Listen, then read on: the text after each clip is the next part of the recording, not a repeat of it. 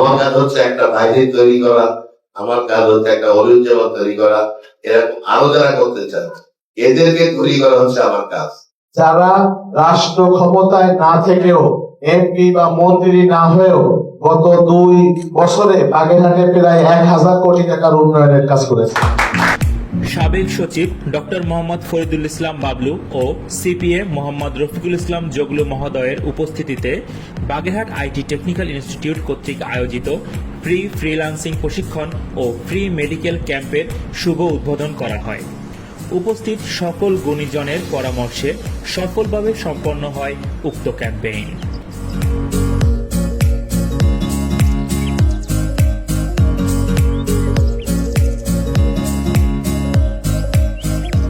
যে বক্তব্য শোনার জন্য আপনারা অধীর আগ্রহী ছিলেন, সিপিএ মোহাম্মদ রফিকুল ইসলাম জগলু, বিশিষ্ট সমাজসেবক, যুক্তরাষ্ট্র প্রবাসী ও চেয়ারম্যান লতিফ মাস্টার ফাউন্ডেশন।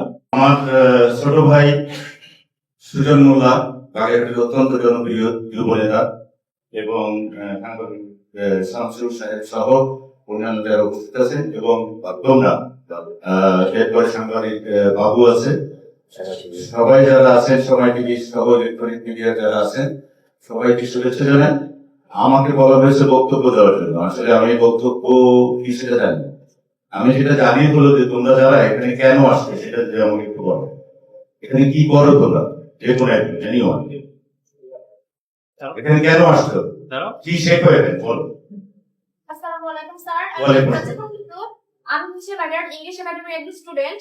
আমি এসএসসি পরে আমার সময়টা অযথা নষ্ট না করে আমি আমার ফিউচারের জন্য যাতে ক্লিয়ার হয় এজন্যই আমি এখানে আসছি। আজকের যে অনুষ্ঠান, এখানে ফ্রিল্যান্সিং প্রশিক্ষণ আর ফ্রি মেডিকেল ক্যাম্প শুভ উদ্বোধন অনুষ্ঠানে আমাকে বলতে দেওয়ার জন্য আপনাদের অনেক ধন্যবাদ। আসলে বিষয়টা হচ্ছে ফ্রিল্যান্সিং এমন একটা বিষয় যে ব্যক্তি নিজের দক্ষতা কাজে লাগিয়ে কাজ করতে পারে, সরকারি চাকরির পেছনে না করে। একজন ব্যক্তি যখন সে সবাই যদি আমরা মিলে সরকারি চাকরির পেছনে দৌড়াই, এটা তো আসলে সম্ভব হবে না যে সবাইকে আমরা। জি স্যার, আমি তো এখন সরকারি চাকরির পেছনে করতে চাই না, আমি চাই নিয়ে যাবেন নিযুক্ত দেবেন দিতে। আচ্ছা, আমি একটু বলি, তোমাকে ধন্যবাদ। এটা বলেছি ফ্রিল্যান্সিং নাকি? ফ্রিল্যান্সিং বলছি। এইটা আশা করি তোমরা এখানে যারা আছো, এখানে যা লেখা আছে উচ্চারণটা কিন্তু তাই, কিন্তু অনেকেই কিন্তু বলে ফ্রিল্যান্সিং। ফ্রিল্যান্সিং কিন্তু নয়, ফ্রিল্যান্সিং মানে তুমি ফ্রি ভাবে কোন একটা জিনিসকে লঞ্চ করবে বা পরিচালনা করবে। বসো, তুমি কোন একটা জিনিসকে পরিচালনা করবে, আমাদের কিছু কিছু ভুলের থেকে বের হয়ে আসতে হবে। তোমাদের কোনো দোষ নেই। অনেকেই আমরা বলি ফ্রিল্যান্সিং, ফ্রিল্যান্সিং মানে কি সেটাও জানে, সেই মানেটা জানবো। যাই হোক, এখন কথা হলো যে ফ্রিল্যান্সিং এর কাজটা কি? একটা লোক, একটা ছেলে বা মেয়ে যখন ফ্রিল্যান্সিং করে, আসলে বিষয়টা কি? সবাই বলে ফ্রিল্যান্সিং বা ফ্রিল্যান্সিং। ফ্রিল্যান্সিং এর কাজটা কি, সে কি করে বলতে পারো? তোমরা কি ফ্রিল্যান্সিং এর ট্রেনিং নিয়েছো না আজকে শুরু উদ্বোধন হলো? বাইরে ফ্রিল্যান্সার যারা ফ্রিল্যান্সিং করে তারা কাজটা কি করে? ফ্রিল্যান্সিং মূলত এটা হলো একটা মুক্ত পেশা, মানে এটা কোনো কারো আন্ডারে কাজ করা লাগে না। আমি যতক্ষণ কাজ করব বা যতক্ষণ আমি কাজটা হলো, এখানে ফ্রিল্যান্সিং কোনো একটা সাবজেক্ট না, এটা হলো একটা টপিকস এর নাম।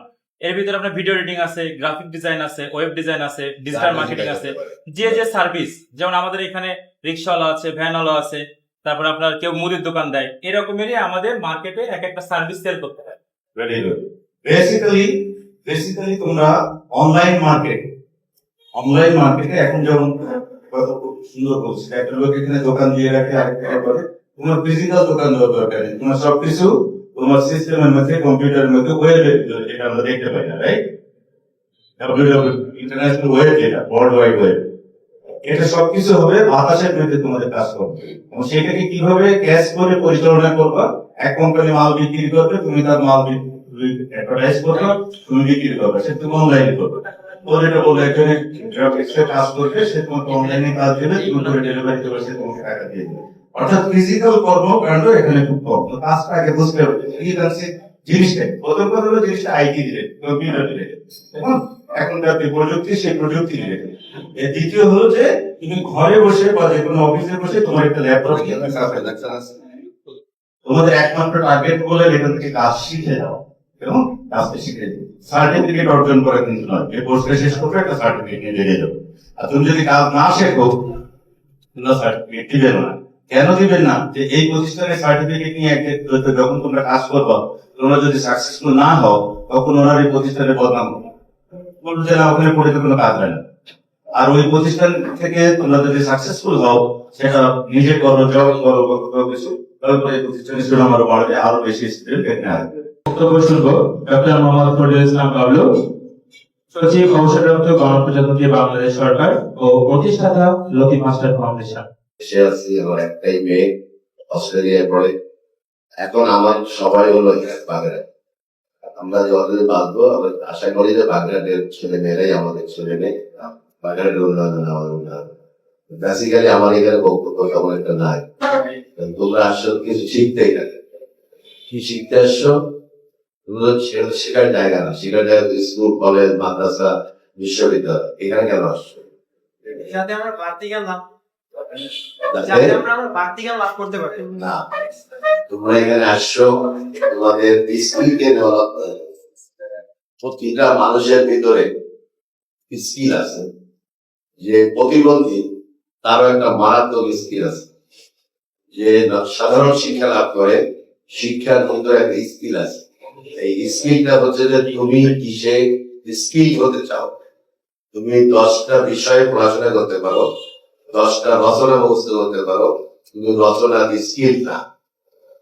তুমি বাংলা ভাষায় মাস্টার্স করতে পারো, তোমাকে মাস্টার্স ইন বেঙ্গলি বলা হবে, কিন্তু বাংলা তুমি স্কিল না। স্কিল হচ্ছে একটা মাছ, ইলিশ মাছ নিয়ে যাওয়ার পরে ওইটাকে কেটে কেউ কাঁচকলা দিয়ে বা অল্প হলুদ দিয়ে রান্না করবে, কেউ ওইটা ভেজে পেঁয়াজ দিয়ে রান্না করবে, কেউ ওইটা দিয়ে দো পেঁয়াজ করবে, কেউ ওইটা স্মোক ফ্রাই করবে। স্মোক ফ্রাই হচ্ছে যে ভিতরে একটাও কাটা থাকবে না, কিন্তু একটা ইলিশ মাছ সবাই ধরে সবার সামনে সার্ভ করা যাবে। স্মোক ফ্রাই, ইলিশ ফ্রাই করার পরে কেউ ওইটাকে ডেকোরেশন করবে। ডেকোরেশনটা মনে হবে 5 স্টার হোটেলের একটা ডেকোরেশন, সুন্দর যা যা আছে সালাদ টালাদ দিয়ে, সবুজ কাঁচামরিচ একটা দিবে, পাশে একটা লাল কাঁচামরিচ দিবে, পারলে একটা ইয়েলো আর একটা ক্যাপসিকাম দিবে কেটে, যাতে ডেকোরেশন ভালো হয়। স্কিল জিনিসটা বুঝতে পারছো?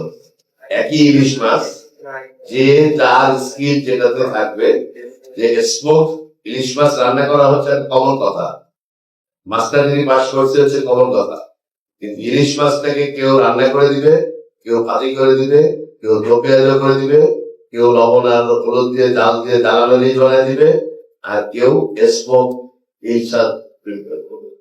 এই স্মোক হিলসা প্রিপেয়ার করলে এই ইলিশ মাছটার দাম 3000 টাকা বাজারে ছিল, এটা বিক্রি হবে 15000 টাকায়। একজন লোক যদি স্মোক হিলসা অর্ডার করে 15000, আর 3000 টাকার ইলিশ মাছ কাঁচকলা দিয়ে রান্না করে দিলে, এটা ওই 1 পিসের দাম যদি 100 হয়, ওদের দাম 3000 টাকা 5000 টাকা হচ্ছে।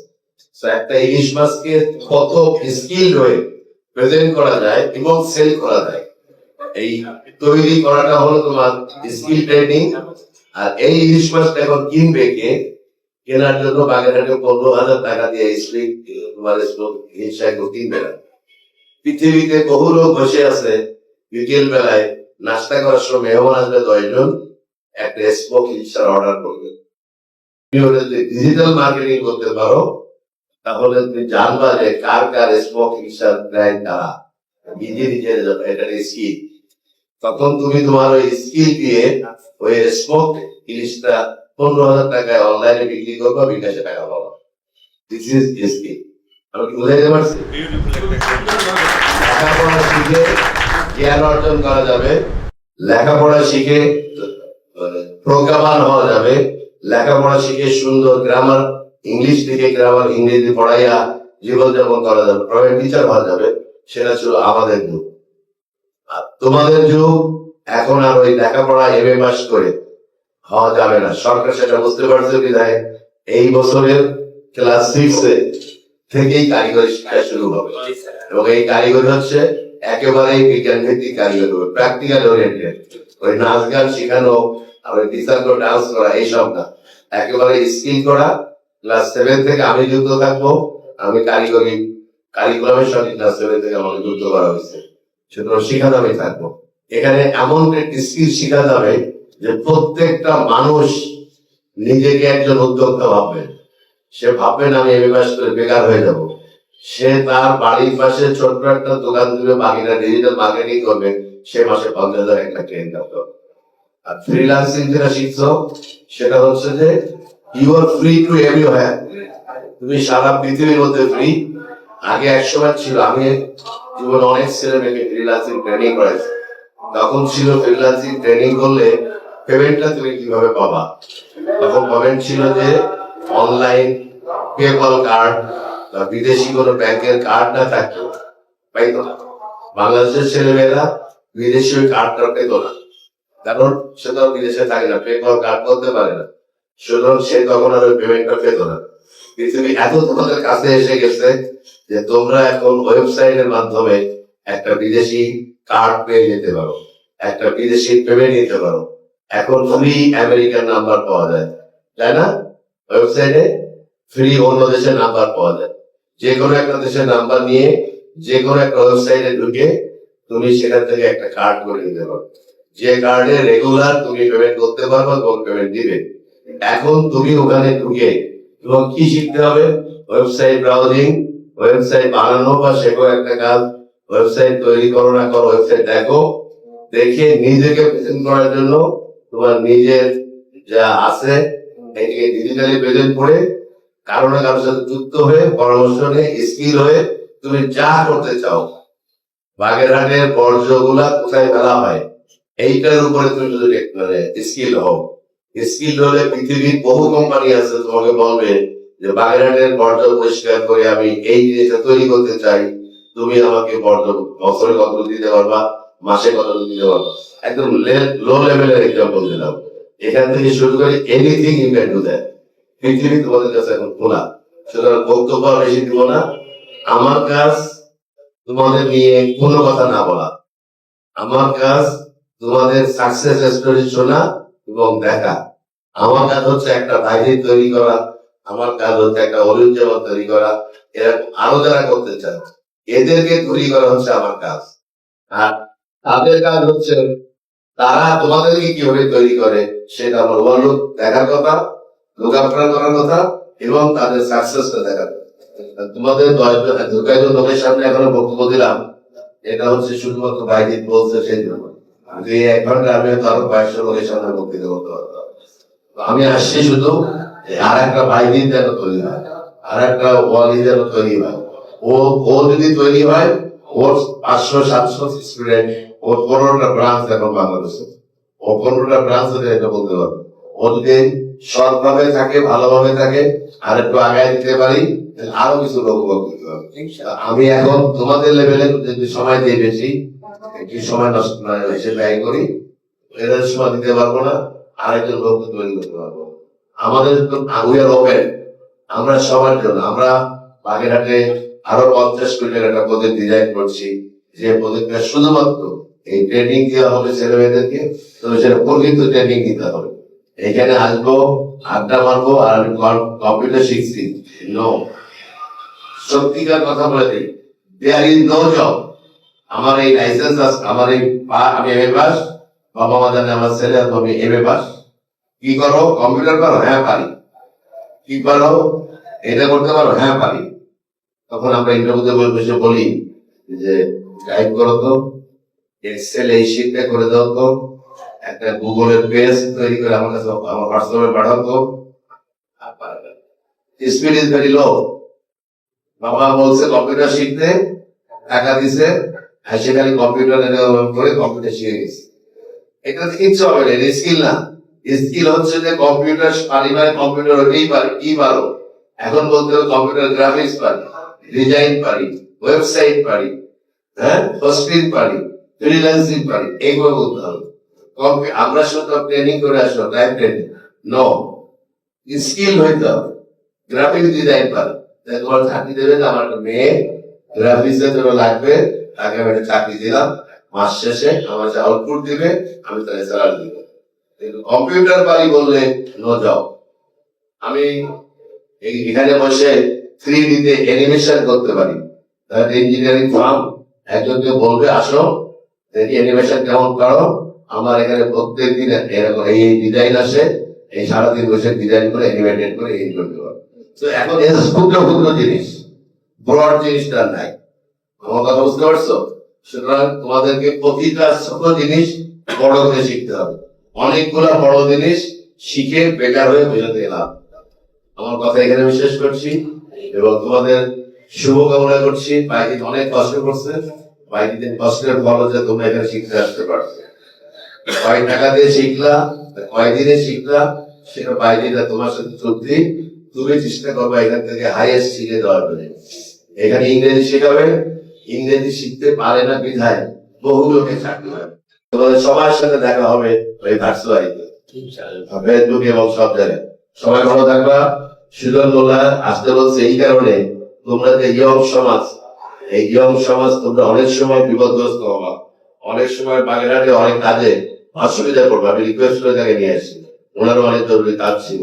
আনছি এই কারণে যে কোনো আপদ বিপদে যে কোনো সহায়তায় ওনার বর্ণনা নিবা এবং ওনাকে জিজ্ঞাসা করবা যে আমাদের এই সমস্যা হচ্ছে, ব্যক্তিগত, পারিবারিক, সামাজিক যে কোনো সমস্যা উনি ছেড়ে দেখবেন। আছে সাংবাদিক শামসু আছেন, উনি বাগেরহাট নিউজ উনি পরিচালনা করেন।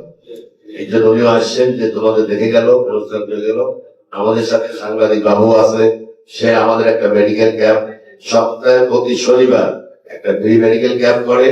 যে যেখানে অসুস্থ, হাত ভেঙে গেছে, পা ভেঙে গেছে, বাচ্চা ডেলিভারি হবে, বাবু ছুটে যায় এবং বাবু সেই চিকিৎসার ব্যবস্থা দেয়। এখানে অনেক টেলিভিশন সময়, টিভি সময় আছে। আমি সবাইকে ধন্যবাদ জানাচ্ছি।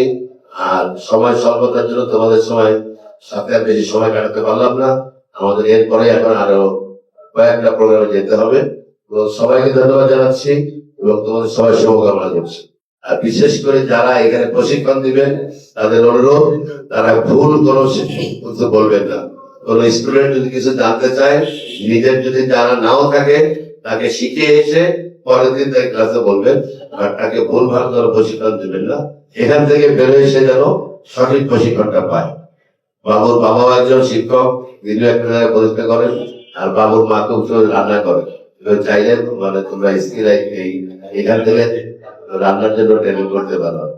তো সবাইকে ধন্যবাদ জানিয়ে আমি তোমার সবার শুভকামনা করে এবং বাবুকে, বাবু বলতেছি ভাইজিদের এই আজকে আমাদেরকে আসার জন্য আমন্ত্রণ করার জন্য এবং আসার সুযোগ করে দেওয়ার জন্য তাকে ধন্যবাদ জানাচ্ছি এবং তার প্রতিষ্ঠান যেন আরো সুন্দরভাবে চলে সেই আশাবাদ ব্যক্ত করে আমি আমার বক্তব্য শেষ করছি।